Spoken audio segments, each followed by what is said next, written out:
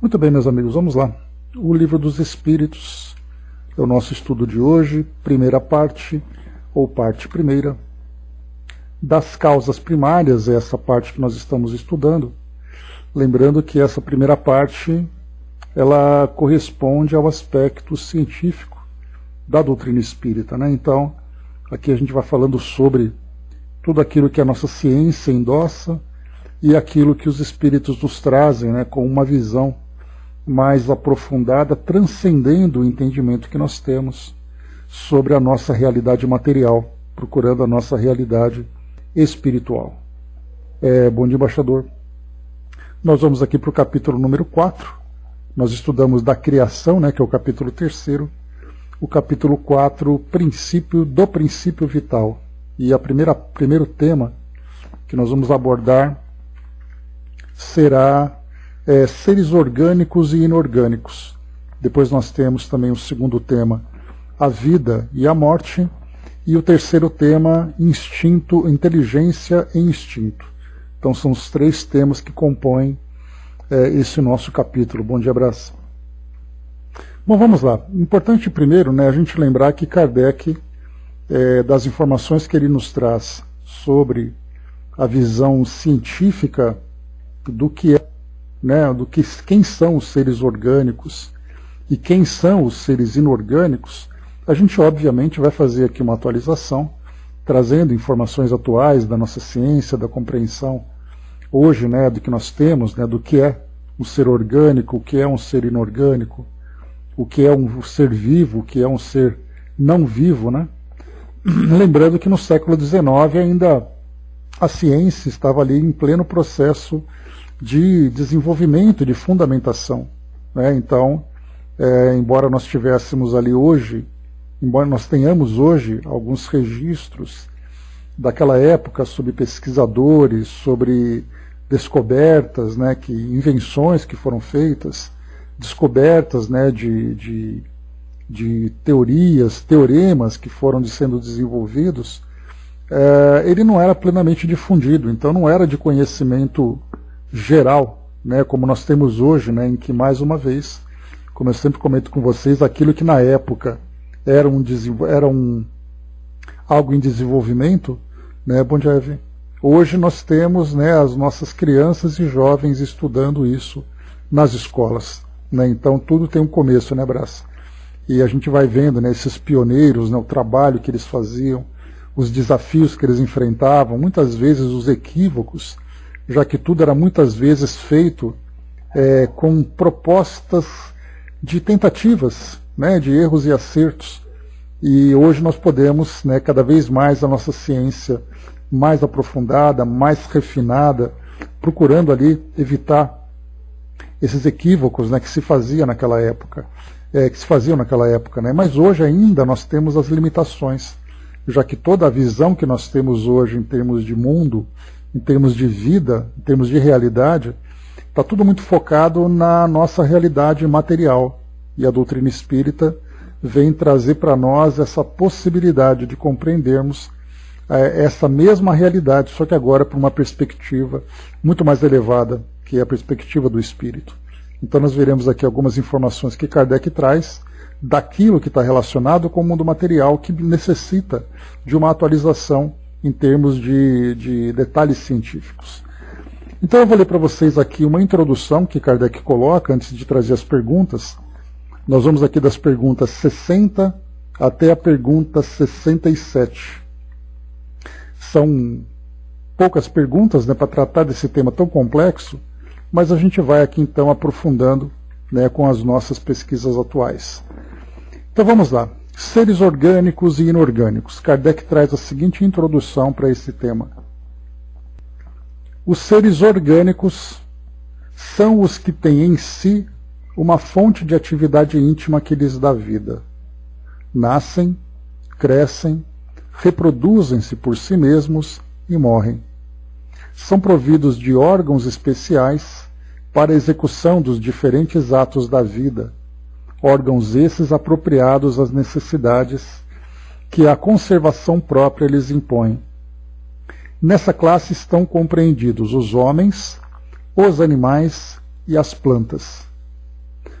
seres inorgânicos são todos os que carecem de vitalidade, de movimentos próprios e que se formam apenas pela agregação da matéria.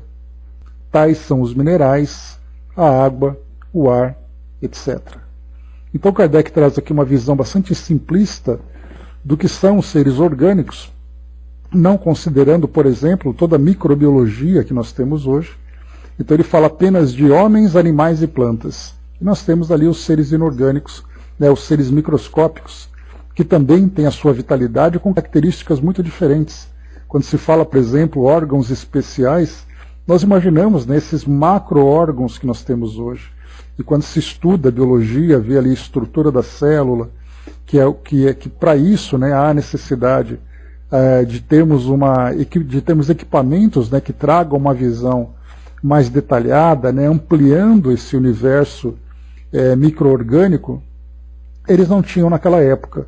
Então hoje as organelas que os jovens com tanta facilidade desenham, né, o que é uma mitocôndria, o que é um ribossomo, o núcleo, faz ali um desenho de uma cadeia de DNA e tudo mais, né? Então tudo isso naquela época era desconhecido, né? Então hoje a gente tem essa possibilidade de fazer com que a doutrina espírita não se veja como atrasada, mas através da perspectiva da doutrina, a gente fique muito mais encantado com aquilo que não era visto na época e que hoje nós podemos ver e trazendo o mesmo pensamento, né, sobre a grandiosidade, sobre a riqueza, né, daquilo que as leis de Deus, o amor de Deus, na verdade, criou aqui para o nosso universo.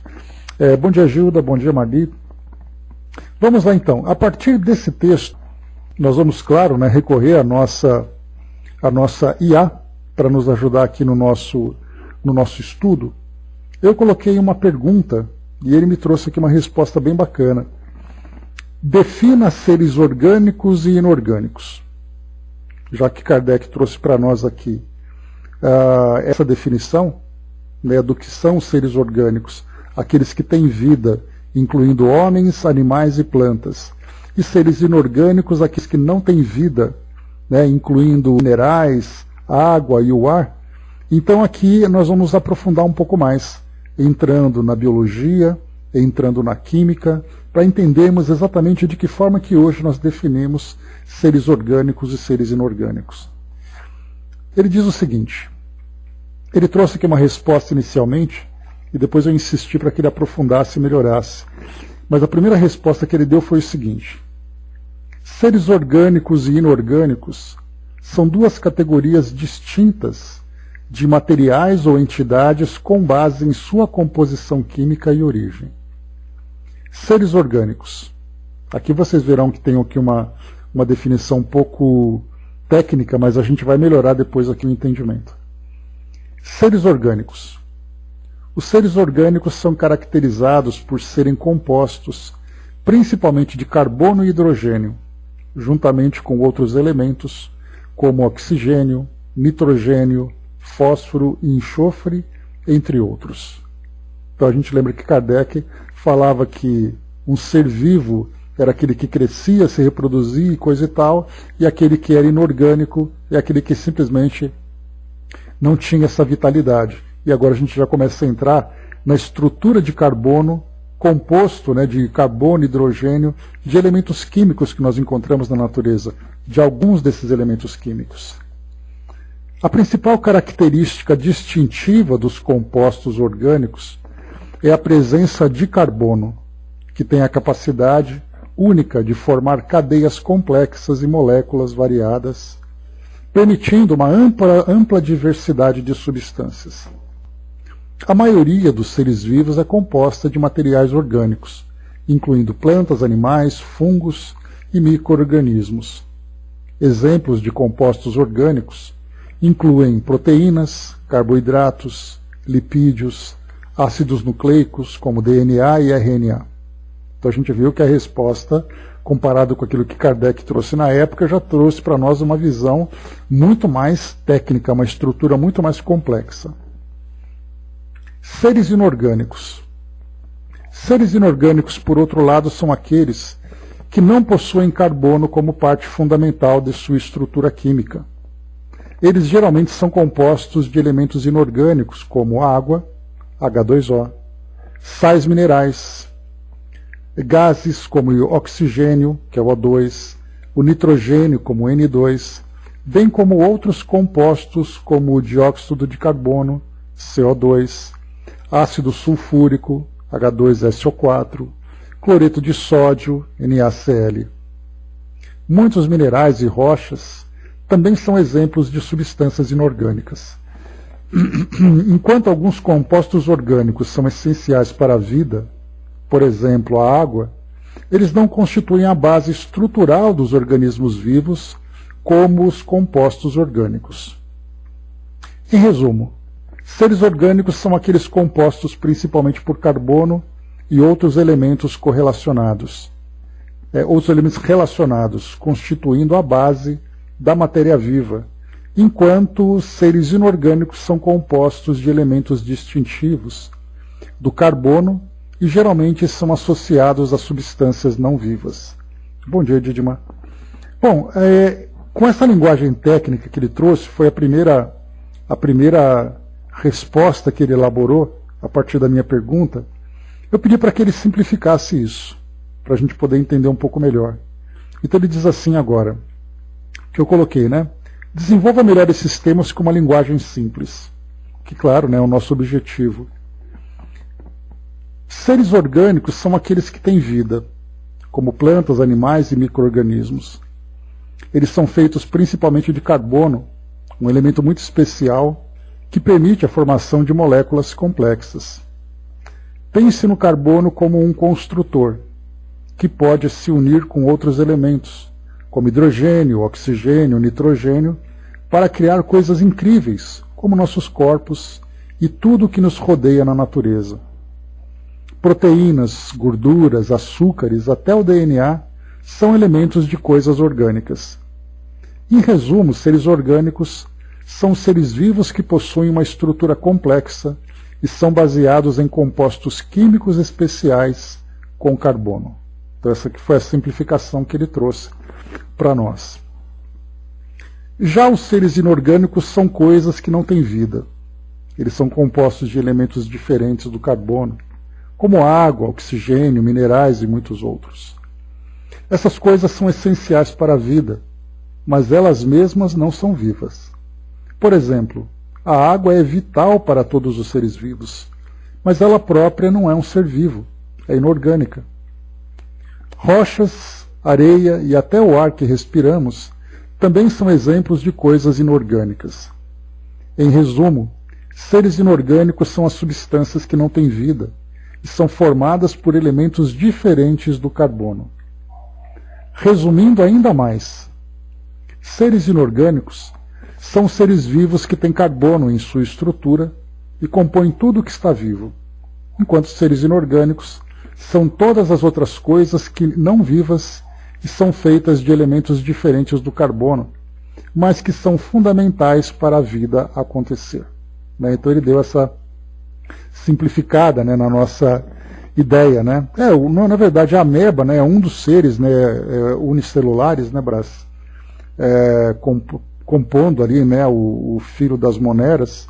Então, nesse trecho, qual desse finalzinho? Ele coloca assim, seres orgânicos são seres que têm carbono em sua estrutura e compõem tudo que está vivo, enquanto seres inorgânicos são todas as outras coisas não vivas e são feitas de elementos diferentes do carbono, mas que são fundamentais para a vida acontecer. Né? Então, deu essa facilitada aqui para o nosso entendimento. E mais ainda, coloquei para ele, aprofunde mais os textos.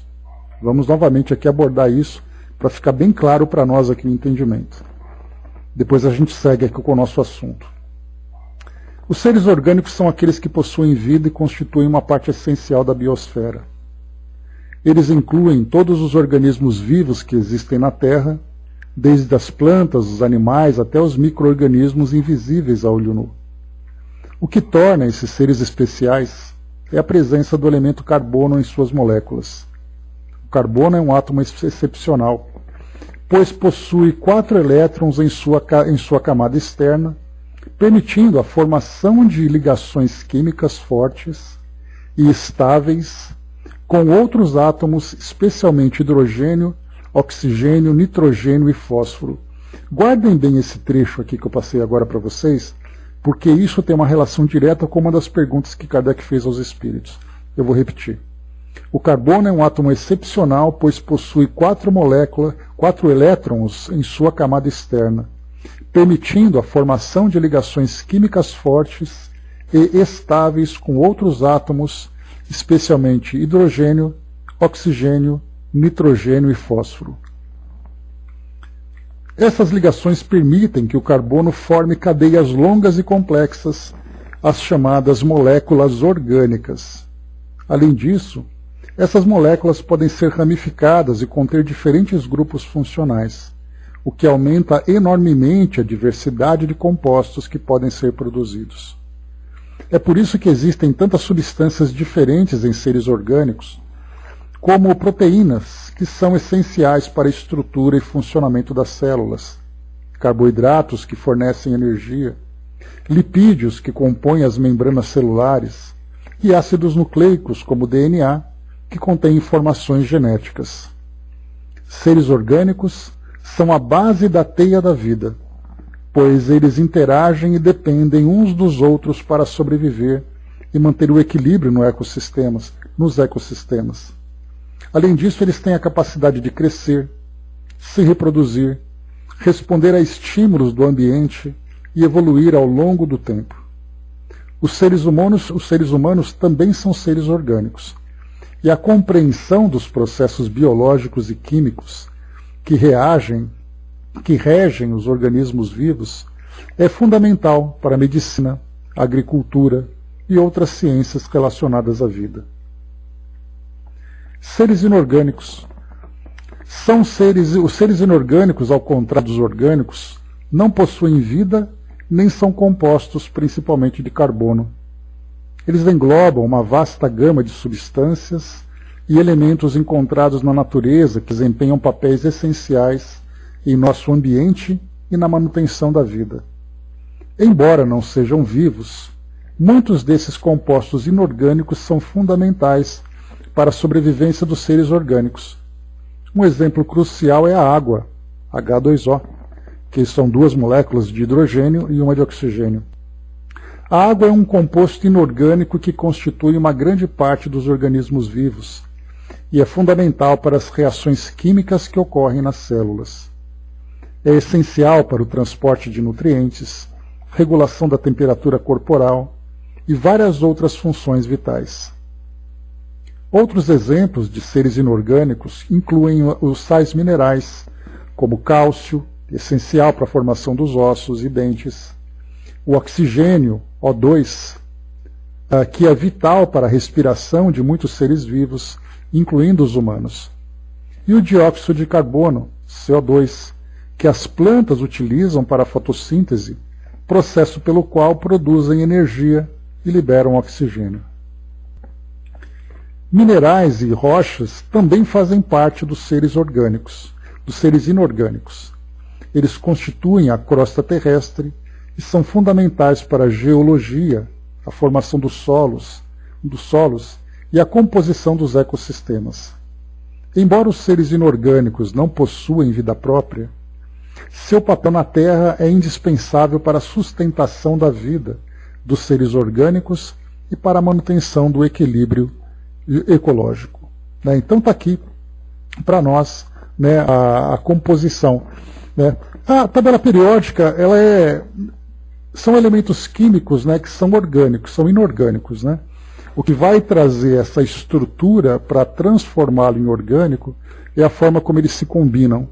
E para nós, aqui no nosso planeta, a estrutura essencial da vida é uma estrutura formada por carbono. Né? Então você tem cadeias, né? Para quem gosta de química, quando a gente olha, por exemplo, né, o desenho de uma cadeia orgânica, a gente vai ver, né, desenhos, por exemplo, o açúcar, o álcool, uma proteína, a gente vê assim uma cadeia enorme com vários elementos químicos se conectando com carbono principalmente. Né? Mas os elementos em si de uma forma isolada, eles são todos inorgânicos. Muito bem, então essa aqui foi só essa introdução que a gente fez para começar aqui com as questões que Kardec propõe. Bom dia, Fabi. Então vamos lá, questão número 60.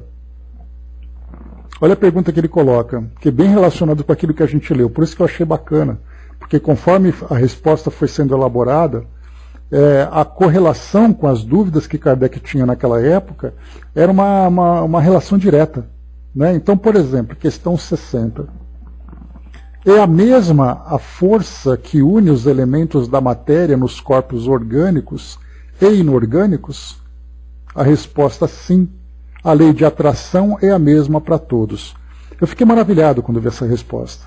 Né? Porque quando ele fala a lei de atração é a mesma para todos, nós vamos analisar, por exemplo, que seja num elemento orgânico, num elemento inorgânico, como a água, em que nós temos um átomo de oxigênio e 2 átomos de hidrogênio formando aquela molécula.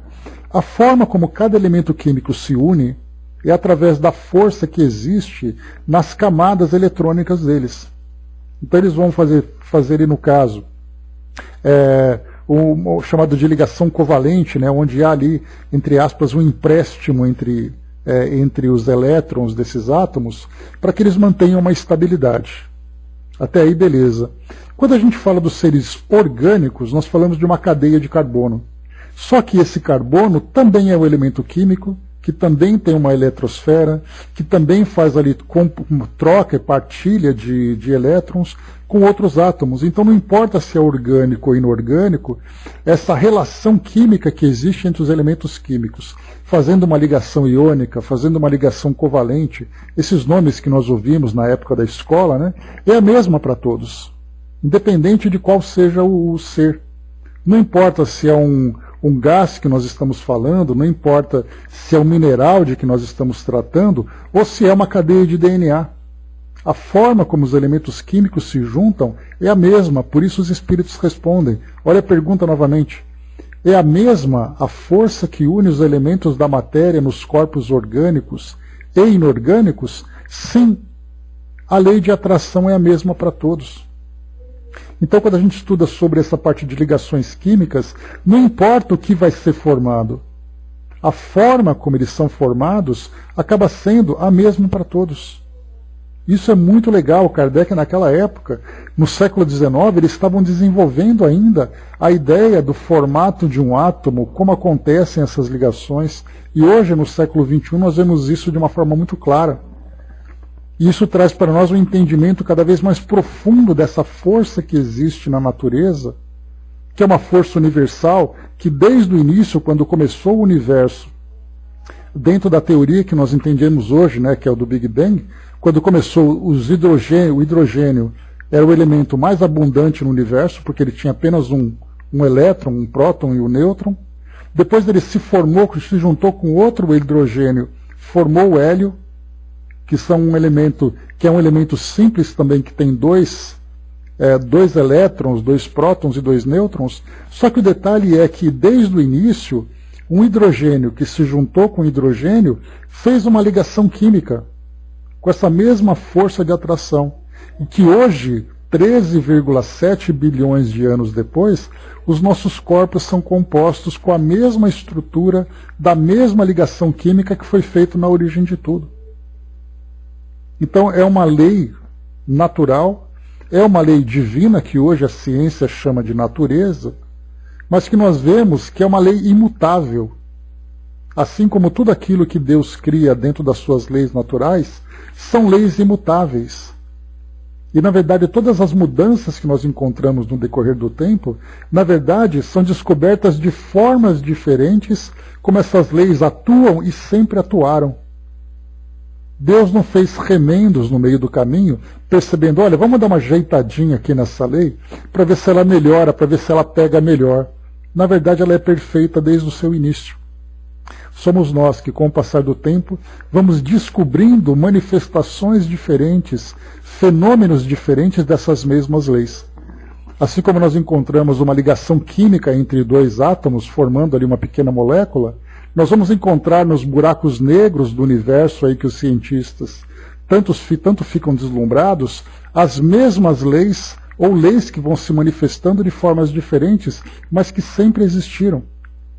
Não existe nada de novo acontecendo no universo. Somos nós que estamos descobrindo, porque as nossas percepções vão melhorando. E conforme nós vamos desenvolvendo a nossa inteligência, nós somos capazes de ver aquilo que não podia ser visto.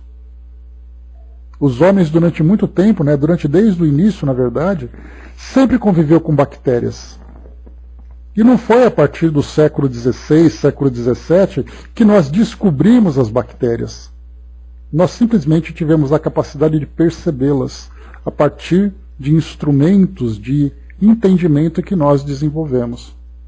Então, tanto para seres orgânicos como seres inorgânicos, a forma como os átomos se unem para formar essas estruturas utiliza então as mesmas leis de atração.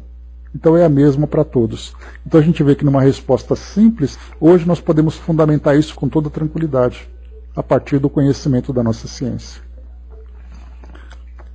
Angelina colocou, o pensamento positivo magnetizando a água, é muito importante. Isso, por exemplo, Angelina, quando nós falamos em magnetizar a água, nós falamos de uma força magnética.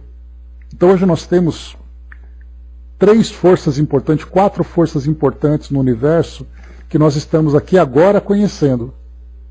É a força, por exemplo, a eletricidade, a força magnética, o magnetismo, a força nuclear forte, força nuclear fraca. São 4 forças fundamentais hoje. Quer dizer, mas elas são fundamentais porque é até onde nós compreendemos. Daqui a 2 séculos, daqui a 3 séculos, essas forças serão tão básicas que nós já conseguimos ir além delas. Então o nosso conhecimento foi até aqui. Então é o que nós conhecemos hoje. E esse magnetismo, que é essa força fundamental que o nosso pensamento, por exemplo, consegue manipular, é algo que agora nós estamos percebendo. Agora, recentemente, se pensarmos que no final do século XVIII, com Mesmer, quando ele falava sobre o magnetismo animal, ele estava percebendo que o pensamento também é capaz de fazer isso. A partir da metade do século XX, nós tivemos, por exemplo, o estudo da paranormalidade. Quando encontrávamos aquelas pessoas que, com a força do pensamento, eram capazes de, pela telecinesia, movimentar objetos. Que força é essa? É uma força que vem sendo descoberta. Só que ainda está muito aquém da nossa capacidade, até pelo nosso interesse em querer explorar tudo isso. Questão 61. Kardec volta a questionar, então, sobre essa questão dos corpos orgânicos e inorgânicos. Há diferença entre a matéria dos corpos orgânicos e a dos inorgânicos? A matéria é sempre a mesma, porém nos corpos orgânicos está animalizada. Então a matéria é sempre a mesma, ou seja, continuamos ainda com átomos fazendo conexões, fazendo ligações químicas para criar estruturas. Então a resposta dos espíritos também vai diretamente ao encontro daquilo que a nossa ciência hoje apresenta. Éder, bom dia. Então essa matéria é a mesma. Então cadeias de carbono, cadeias orgânicas, estruturas inorgânicas, os átomos são os mesmos, a forma como acontecem as ligações também é a mesma. Então mantenha aqui ainda tudo aquilo que a nossa ciência hoje traz. Agora vem algo novo. Pergunta nova. Qual a causa da animalização da matéria? Agora nós já falamos então, se existem corpos, se existem estruturas, se existe matéria que é inorgânica, uma matéria que não é capaz de gerar vida, o que causa a vida então? A resposta dos espíritos: sua união com o princípio vital. Então encontramos aqui o nosso primeiro termo. Esse termo importante, princípio vital. Aí vamos aqui então para perguntar para a nossa inteligência, para ver o que ela fala a respeito dessa força que anima esses seres vivos. Perguntei aqui: como podemos entender a força vital que anima os seres vivos? A resposta: a questão da força vital, e depois entre aspas, que anima os seres vivos, é um conceito que tem sido discutido ao longo da história e frequentemente associado a ideias filosóficas e religiosas. Na ciência moderna, não há evidências de uma força vital como uma entidade ou energia sobrenatural que anima os seres vivos. Em vez disso, a vida é compreendida em termos de processos biológicos complexos que ocorrem em nível molecular e celular. Então, nesse primeiro trecho, ele diz aqui para nós que, para a ciência atual, não existe uma força sobrenatural que anima os seres vivos. E o que é o sobrenatural? É aquilo que vai além do que é natural, aquilo que vai além do que é conhecido. Então, esse é um detalhe importante, porque quando nós falamos em leis naturais, a interpretação que a nossa ciência faz hoje são todas as leis que são conhecidas. Aquilo que é sobrenatural, aquilo que vai além do que é natural, não é considerado pela ciência. Mas os espíritos dizem para nós que esse princípio vital é algo natural. Somos nós que não compreendemos ainda. André colocou, né, os inorgânicos têm princípio vital, como os orgânicos não. Não, os inorgânicos não têm essa força vital. A força vital só é possível animar essas estruturas, esses corpos que são orgânicos. Porque se ele não tiver, por exemplo, essa cadeia de carbono, essa força vital não é capaz de provocar essa animalização da matéria. Os inorgânicos não. Tá, então bem diferenciado. Por isso que é inorgânico, né? O in, nesse caso, seria exatamente ali um prefixo de negação, né? Dudu colocou, né, essa força vital seria essa capa perispirística animalizada que temos, por exemplo, essa estrutura que nós, seres humanos, temos. Mas nós vamos encontrar, Dudu, que essa capa perispirística, na verdade, é essa força, esse fluido que envolve esses seres vivos, desde a estrutura mais simples. E o Kardec vai perguntar para os espíritos, e eles vão trazer para nós essa resposta, dizendo que cada estrutura orgânica é composta por uma força vital que ela é manipulada, ela é estruturada de acordo com a complexidade do ser.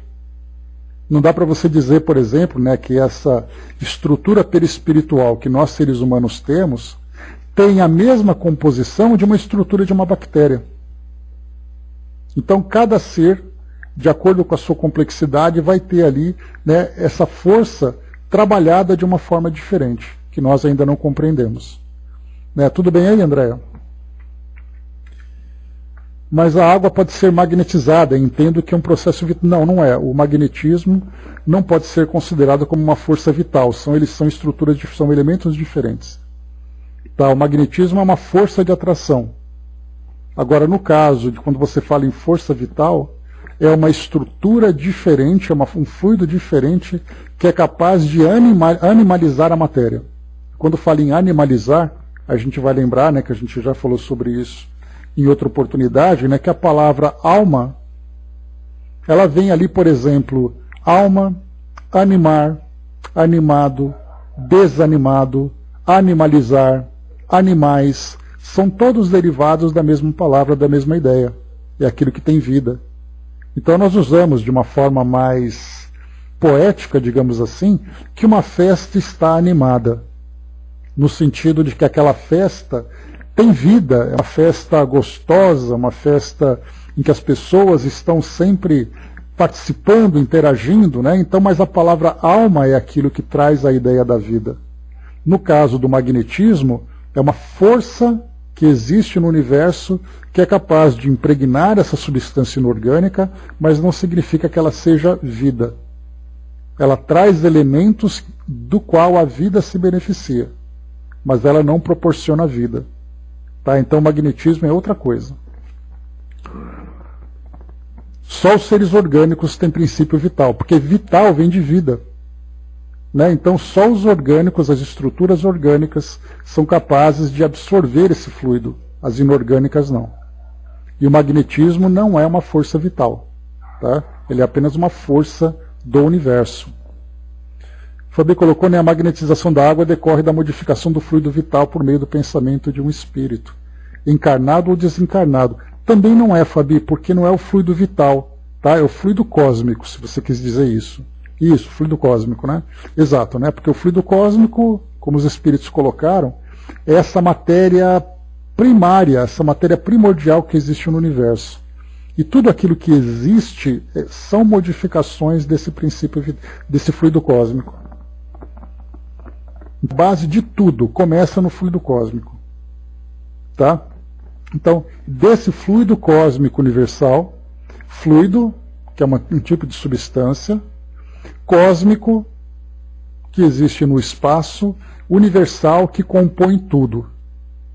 Então, esse fluido, a partir das suas modificações, é como se fosse um elemento químico, entre aspas, bem simplificado. Um elemento químico básico, e ele vai fazendo ligações com outros elementos, formando essas estruturas mais complexas. Quando nós falamos, né, do bóson de Higgs, por exemplo, que foi estudado, né, que hoje é considerada a menor partícula conhecida, eles disseram, eles não foram cientistas, né, mas a imprensa, de um modo geral, né, colocou então que essa seria a partícula de Deus, imaginando que a nossa ciência conseguiu encontrar a menor parte da matéria que nós conhecemos. Então seria aquele tijolinho básico que constrói tudo aquilo que nós conhecemos hoje.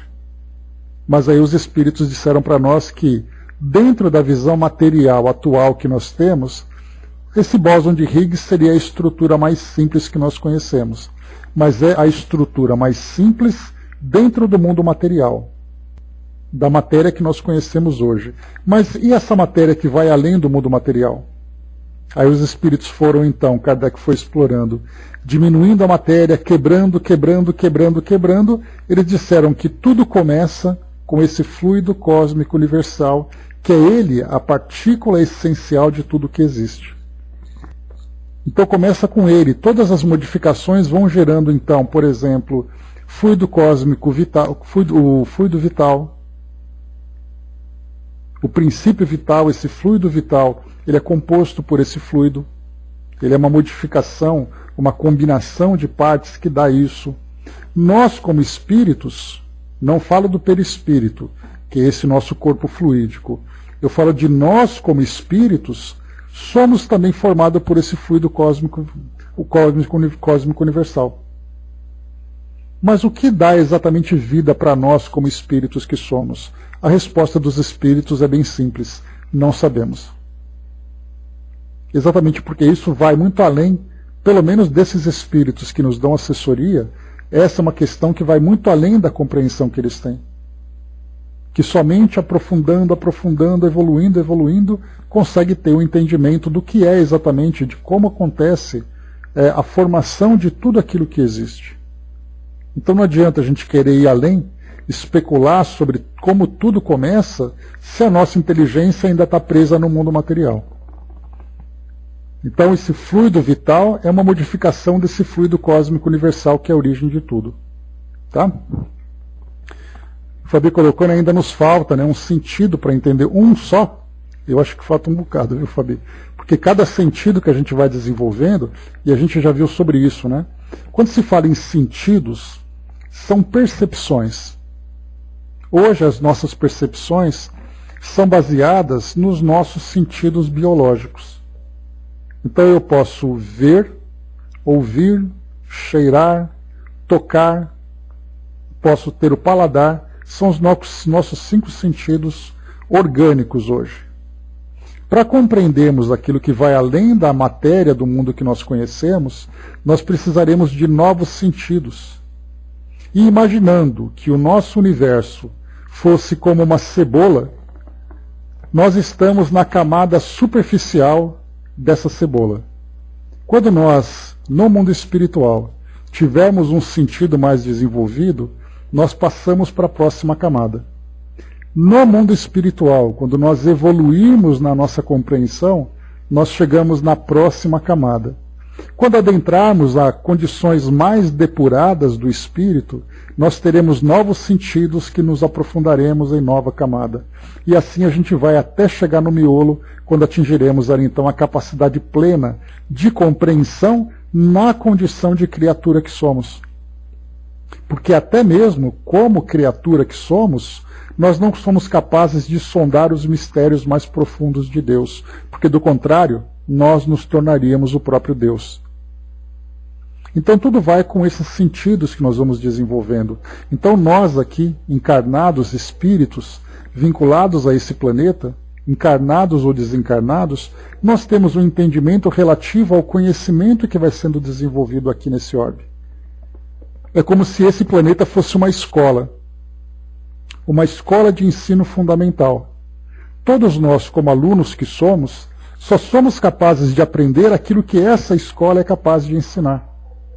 Se nós queremos aprender um pouco mais, nós temos que passar por uma escola de ensino médio. E dentro dessa escola de ensino médio, a gente vai aprendendo tudo aquilo que cada ano vai ensinando. Nós aprendemos aquilo que o primeiro ano aprende, depois aquilo que o segundo ano aprende, depois o terceiro ano. Depois nós saímos do ensino médio e passamos para o ensino superior. E nesse ensino superior nós fazemos a nossa graduação, abrangendo cada vez mais conhecimento, e depois fazemos as nossas pós-graduação. Então essa linha didática, essa linha acadêmica que nós pensamos, é exatamente a condição do espírito em cada fase do seu estágio evolutivo. Não adianta a gente querer pegar uma criança que está aprendendo a fazer continhas no dedo, estudando em cadernos de caligrafia, passar para ele equações trigonométricas. Discutir com ele princípios filosóficos que ele ainda não é capaz de desenvolver. Tudo vai acontecendo no seu tempo. Então nós, como seres encarnados, inteligentes e também pretensiosos, nós queremos todo o conhecimento agora, porque a nossa curiosidade nos move para isso. Mas a própria natureza vai criar barreiras limitando o nosso conhecimento, dizendo: vocês só podem ir até aqui. E não é trazendo para nós uma barreira dizendo: você não pode ultrapassar, como acontece lá no livro Gênesis da Bíblia, dizendo que vocês estão proibidos de comer do fruto da árvore do conhecimento. Na verdade, são as nossas próprias condições orgânicas e intelectuais que não nos permitem ir além. E os espíritos não vão dizer para nós: olha, tem coisas que vocês não sabem que a gente vai contar. Não somos nós que temos que descobrir, mas para isso nós precisamos ter capacidade intelectual, percepção dos nossos sentidos e estarmos num ambiente adequado para ter essa compreensão. Se nós estamos ligados ao mundo material, é o mundo material que é o nosso universo, que é a nossa realidade. Ao adentrarmos no mundo espiritual com novas percepções, teremos dentro daquela faixa de conhecimento capacidade de entender aquilo que nos envolve. E conforme a gente vai se desenvolvendo e se elevando espiritualmente, as nossas percepções e a nossa capacidade intelectual também vai avançando. A natureza não dá saltos, diz aquele axioma, né? Que tudo acontece no seu devido tempo. Ninguém nos proíbe de conhecer alguma coisa. Somos nós que simplesmente não temos capacidade para isso ainda. Que no devido tempo a gente vai conseguir. Fabi colocou lá em cima. André colocou primeiro, para resumir, fluido vital e princípio vital. Que outros nomes tem, né? Os dois são formados pelo fluido cósmico, né? Então, o princípio vital, na verdade, André, é um termo que Kardec utilizou, porque princípio significa origem. E Kardec, quando ele criou esse termo, princípio vital, ele queria saber qual é a origem da vida. E aí os espíritos disseram, é um fluido que provoca essa vitalidade. Então, princípio vital é algo que cria a vida. Não é um elemento químico, é só uma teoria que Kardec põe. Quando ele diz assim, o que é capaz de criar a vida? Qual é o princípio da vida? Qual é o princípio vital? Aí os espíritos disseram, é um fluido especial que anima a matéria. Então, na verdade, esqueçamos o princípio vital como um elemento. É só um conceito. O elemento em si é o chamado fluido vital que os espíritos disseram. que pode ter outros nomes, né? Eles deram fluido vital porque é um fluido especial, é uma substância especial que é capaz de animar a matéria dentro da estrutura possível dela, no caso, como nós vimos, das estruturas orgânicas. Tudo bem aí? Fluido cósmico universal é o fluido que dá origem a tudo. Dentre as suas muitas transformações, esse fluido vital é um fluido que é um derivado desse princípio fundamental. Agora, princípio vital é só uma ideia. Não pensemos no princípio como algo novo, um elemento novo para se considerar. Tudo bem? O princípio inteligente é a mesma coisa, Fabi. O princípio inteligente, o que dá origem à inteligência? Qual é o princípio da inteligência? Não é um elemento também, é só um conceito. Deixa eu ver rapidamente o que vocês escreveram. Pera lá. Que a Fabi perguntou ali em cima.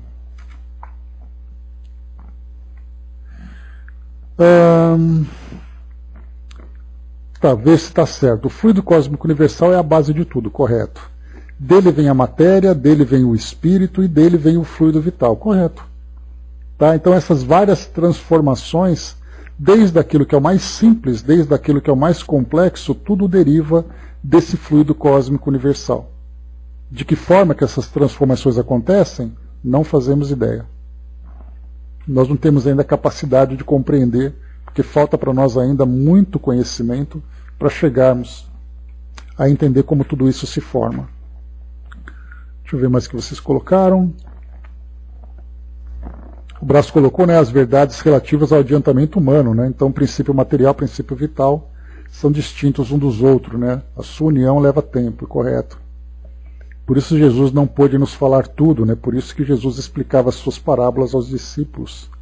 E por isso ele cobrou de Nicodemos, né, mas não de outros, a ideia da reencarnação. É cada um ali dentro do seu grau de entendimento. A Angelina colocou, quando no futuro nós humanos nos tornamos mais humanos através dos nossos pensamentos. Plasmaremos através do equilíbrio maravilhas, né? Pois é, quantas coisas, o que existe ainda, né? Porque hoje o que mais deslumbra a humanidade é a capacidade que ele tem de sondar o universo material. Ele acha que indo cada vez mais longe, ele mostra toda a sua grandeza, todo o seu brilhantismo. Mas nós não fazemos ideia do que existe ainda no universo como um todo, dentro desse campo moral e dentro do campo intelectual. E não apenas em termos de distância que nós percorremos. É algo ainda que a humanidade simplesmente não tem noção da sua grandeza. O bom da gente estudando assim no picadinho, né, retomando aqui, tirando dúvida ali, a gente vai aprendendo, né, e fixando na mente, né, isso aí. Vamos lá. Então, avançando um pouco mais aqui. Eu li para vocês então aqui sobre a questão da força vital, entre aspas, que a nossa inteligência aqui acabou fornecendo de algo que anima os seres vivos. Mas ele trouxe essa força vital como algo muito mais ligado às ideias filosóficas e religiosas, e não algo que possa ser analisado cientificamente. Eu não posso pegar esse princípio, colocar no microscópio, colocar num aparelho e fazer uma leitura da sua estrutura. Então, portanto, não existe segundo a visão da ciência. E ele continua. A vida, que Kardec perguntou, né, qual é o princípio da vida? Qual é o princípio vital? Onde ela começa? E aí a nossa inteligência responde. A vida é caracterizada por várias propriedades e processos fundamentais, incluindo a capacidade de crescer, reproduzir-se, responder a estímulos do ambiente, manter o equilíbrio interno, que é a homeostase, e evoluir ao longo do tempo. Essas características são explicadas pelos princípios da biologia e da bioquímica, onde moléculas como proteínas, carboidratos, lipídios e ácidos nucleicos interagem para criar sistemas celulares complexos. Os seres vivos são constituídos por células, que são as unidades fundamentais da vida. Dentro das células, várias reações químicas ocorrem para manter a função celular e realizar os processos vitais. Por exemplo, a respiração celular, a fotossíntese, a replicação do DNA são processos essenciais para a sobrevivência e reprodução dos organismos. A compreensão científica da vida é baseada em princípios biológicos, químicos e físicos. Então isso já dá para nós aqui essa ideia de que a ciência não vai além daquilo que ela pode. Ela se baseia em princípios biológicos, princípios químicos e princípios físicos, não em princípios espirituais. Porque, como Kardec lembra lá no livro que é o Espiritismo, ele vai dizer, até de uma forma até um pouco pretensiosa, né, mas provocativa, digamos assim, quando ele diz que não é da alçada da ciência clássica querer saber coisas do espírito. Porque a ciência só é capaz de sondar aquilo que existe no mundo material. E aí ele colocou, cabe ao Espiritismo, não como uma nova filosofia salvadora, mas pela relação que existe entre mundo físico e mundo espiritual, que é esse canal de comunicação que o Espiritismo utiliza para aprofundar o seu conhecimento, ele é capaz de trazer. E se surgir uma nova filosofia que seja capaz de sondar o mundo espiritual e trazer essas respostas, filosofia essa, que seja melhor que o Espiritismo, nós a abraçaremos. Kardec disse isso naquela época. Então o Espiritismo não é uma nova escola que surge para ensinar, mas é ele que traz esse conhecimento do mundo espiritual hoje através dos recursos da mediunidade. Vamos em frente. Mais uma vez então. A compreensão científica da vida é baseada em princípios biológicos, físicos e químicos. Embora ainda haja muito a ser descoberto sobre os detalhes mais intrincados dos sistemas vivos, a ciência busca explicar a vida em termos de mecanismos e interações naturais, sem recorrer a entidades sobrenaturais ou força vital como explicação. E é aí que é algo muito legal da gente perceber. Deixa eu terminar de ler aqui que eu já comento com vocês.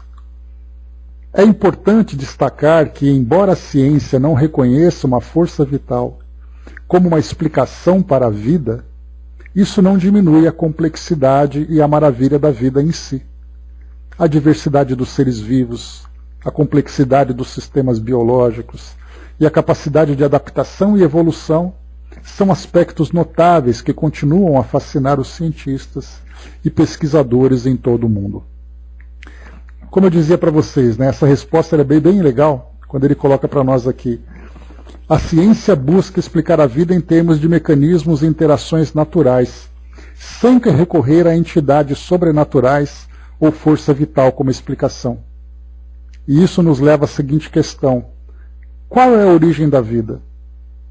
A ciência, então, hoje procura trazer as suas teorias, imaginando que, num determinado momento, houve uma geração espontânea, que nós estudamos, né, nos nossos encontros anteriores, que antes dizia que um rato aparecia espontaneamente já como um rato.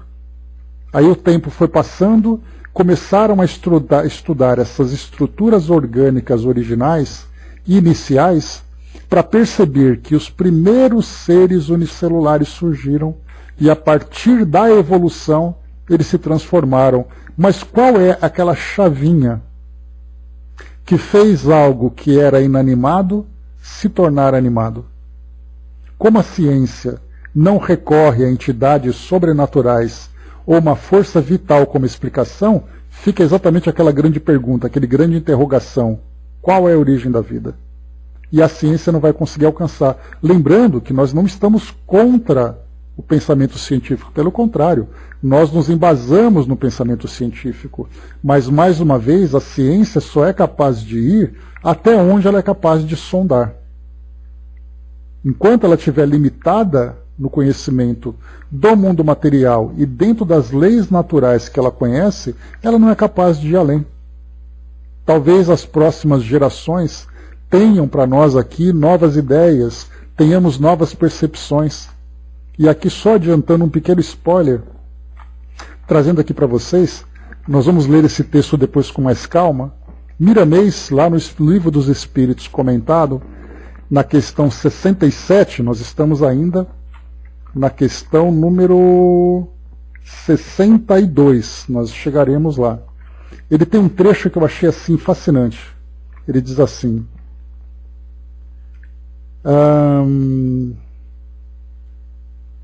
esperamos, depois a gente vai ler a mensagem completa, esperamos que com o decorrer do tempo, a própria ciência dos homens se interesse pela ciência do espírito e a estude com sinceridade.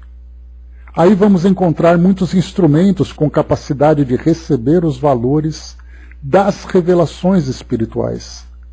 Essa é a nossa alegria, de nos confundirmos com os encarnados nas suas necessidades e falar-lhes frente a frente com todo o desembaraço. A vida, assim, ficará mais fácil para os que se revestirem da carne. Então esse trecho eu achei maravilhoso, porque ele coloca assim: estamos aqui à disposição para conversar frente a frente com os homens e falar sobre esses mistérios maravilhosos, sobre a vida, sobre a origem de tudo, sobre a criação de Deus. Mas, para que isso aconteça, nós homens precisaremos estar dispostos e abertos a trocar essas ideias e rever nossos valores e nossos conceitos com os espíritos. Então, eles estão prontos para. Nós temos que estar em condições de. É uma relação direta que existe entre a disponibilidade deles e o nosso interesse em nos elevarmos para buscarmos esse conhecimento. Mas enquanto a nossa ciência, como instituição, limitar o avanço do nosso conhecimento, nós não podemos ir além, porque simplesmente, entre aspas, não acreditamos no mundo espiritual. É isso que os espíritos trazem para nós, então. Meus amigos, encerrando por aqui o nosso estudo, isso que eu sinceramente achei que nós iríamos além, né? Mas eu vou só ler para você aqui o último trecho, aqui da nossa inteligência, para finalizarmos. Sim, Fabio, eu vou lendo aqui enquanto você traz. Eu coloquei a seguinte pergunta: já que não existe uma força vital, eu perguntei, há um elemento essencial que anima a matéria e que pode ser considerada a chave da vida? Até o momento a ciência não identificou nenhum elemento essencial específico que possa ser considerado a chave da vida ou a força vital que anima a matéria de uma forma geral. A vida é um fenômeno complexo que envolve uma série de processos biológicos e químicos interconectados, mas ainda não foi encontrado um único elemento ou substância que seja responsável por animar todos os seres vivos. A vida é resultado de uma combinação intrincada de moléculas, principalmente compostos orgânicos baseados em carbono, como proteínas, carboidratos, lipídios e ácidos nucleicos, DNA e RNA. Essas moléculas se organizam em estruturas celulares complexas e interagem de maneiras sofisticadas para criar organismos vivos. No entanto, todos esses processos biológicos são regidos pelas leis da física e da química, e não há evidências científicas de que haja uma força ou elemento específico além das reações químicas e interações moleculares. A ciência busca explicar a vida em termos de processos naturais e propriedades emergentes resultantes da complexidade das interações moleculares. Embora haja muito a ser descoberto e compreendido sobre a origem e a natureza da vida, atualmente não há evidências de que exista uma força ou elemento único que seja a chave para a animação da matéria. É importante manter uma abordagem científica e cautelosa ao abordar questões relacionadas à vida e à existência, evitando especulações ou conclusões que não se baseiem em evidências científicas sólidas. A busca pelo entendimento da vida continua sendo um dos maiores desafios da ciência, e novas descobertas podem nos revelar aspectos surpreendentes e inesperados da natureza da vida no futuro. Né? Então aqui para nós, né, parece que a gente está conversando com um ser pensante de fato, né? De tão bacana que são essas respostas. Claro que eu dou uma analisada nelas antes, para ver exatamente ali qual é a sua coerência, qual é o seu fundamento, mas dá para a gente ter uma ideia, né, do que é essa busca que existe hoje dentro dos princípios que nós conhecemos. E aí então a gente junta essa resposta que nós tivemos agora e aquele comentário de Miramês dizendo: nós estamos aqui prontos e disponíveis para vocês, mas para isso vocês precisam estar disponíveis para nós. Enquanto isso não acontecer, essa barreira natural que separa o mundo físico do mundo espiritual, criado pelos nossos próprios conceitos, pelo nosso próprio entendimento, ela vai existir. Só que dessa barreira que limita o mundo físico do mundo espiritual, nós percebemos que os canais mediúnicos estão fazendo ali, né, vários furinhos, permitindo que vaze conhecimentos e informações de um lado para outro. E a doutrina espírita procura, né, com aquele pequeno picador de gelo, quebrar essa barreira e fazer cada vez mais furinhos para abrir esse campo de conhecimento, esse campo de interação entre essas duas dimensões.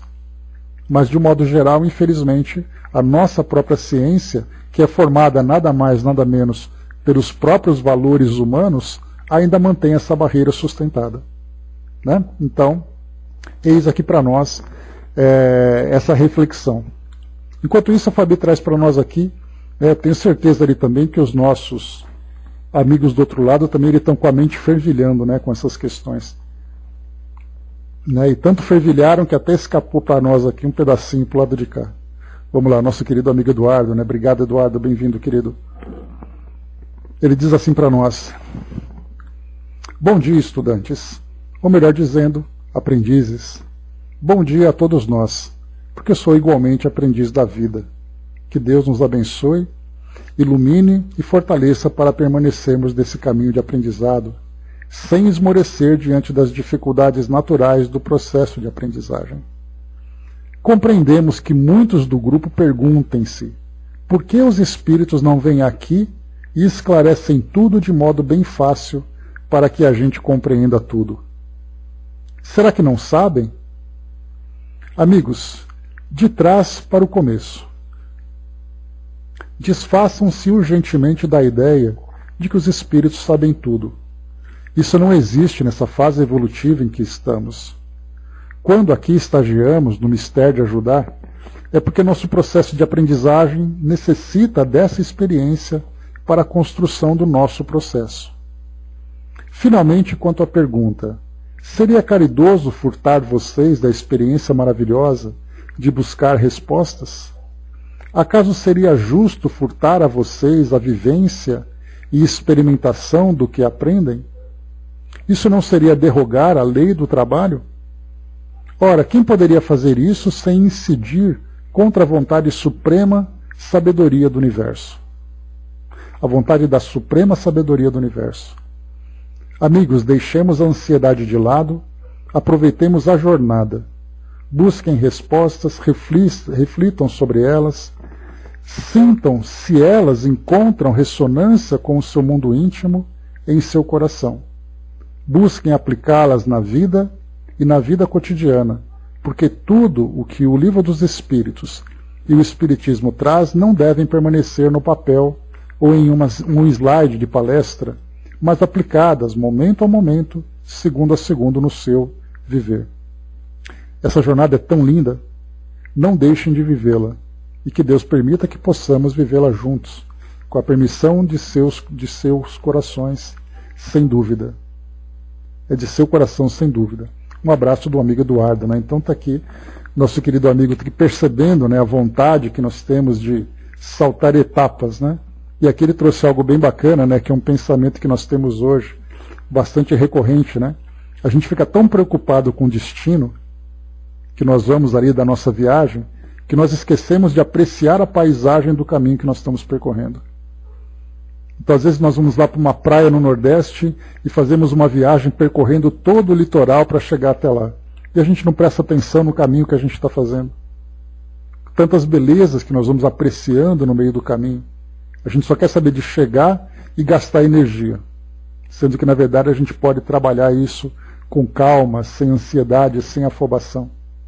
Né? Então aqui a nossa ciência hoje, se ela traz essa limitação para desenvolver esses conhecimentos mais profundos, ela está fazendo no seu tempo, sempre com calma, sempre etapa a etapa, conhecimento a conhecimento.